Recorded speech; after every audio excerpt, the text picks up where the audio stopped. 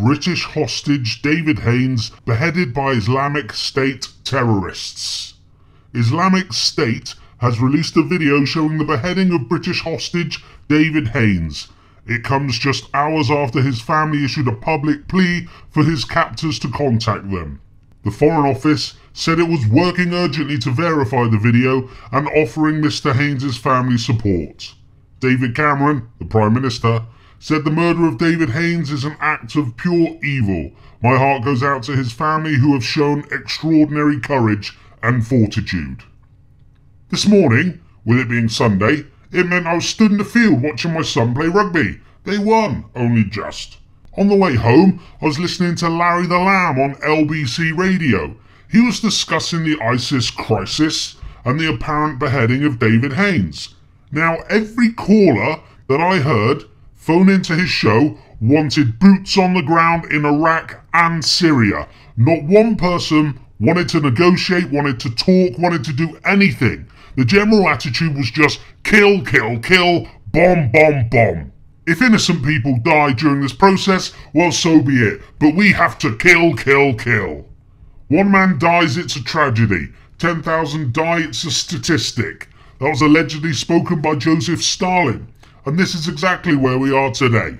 Yes, it is a tragedy that David Haines has allegedly been beheaded. But there are a few huge elephants in the room that people either choose not to see or are in the room blindfolded. Elephant 1. Iraq and Syria are a complete mess directly because of the invasion in 2003 by Tony Blair and George Bush. They lied, they invaded, they killed over 1 million innocent people. Elephant 2. When, as the UN conceded, the rebels in Syria fired the chemical weapons to blame the Assad regime, when we nearly went to war in Syria against the Assad regime, if Cameron had won that vote, then the UK would have been openly backing the Syrian rebels who have become ISIS. No one mentions this. Elephant 3.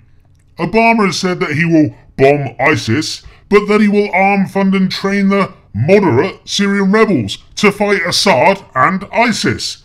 There are no moderate rebels in Syria. So, as I said in the video the other day, Obama is now bombing ISIS while at the same time supporting, funding and arming ISIS. It's a joke. Elephant 4. Disgusting American Senator John Warmonger McCain met with ISIS last year and claims to be friends with many of the Syrian rebels that became ISIS.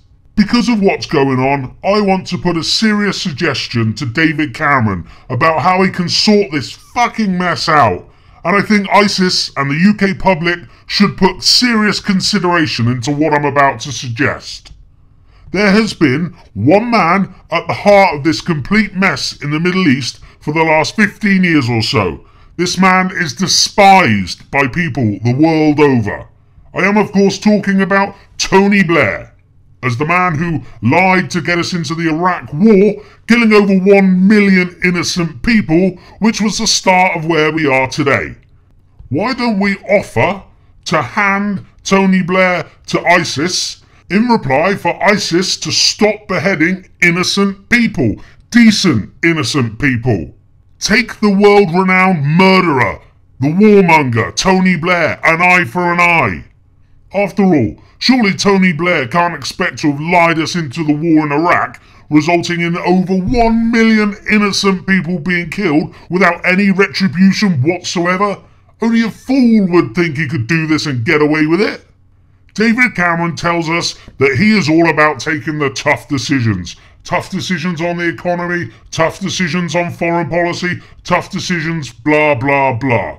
So, let's exchange Tony Blair for innocent lives. That would be a tough decision for Cameron, but for everyone in the country, it's a no fucking brainer.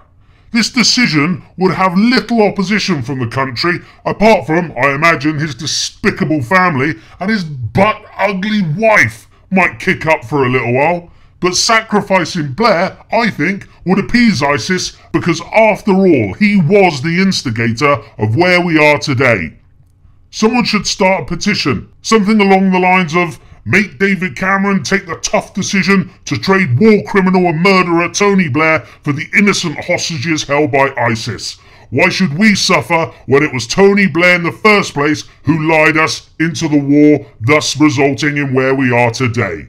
I'm not joking about this, I'm deadly serious. If sacrificing one man, and that one man is Tony Blair, to ISIS, if this would return many, many decent, innocent people, we should stop this madness now and fly Blair out this afternoon.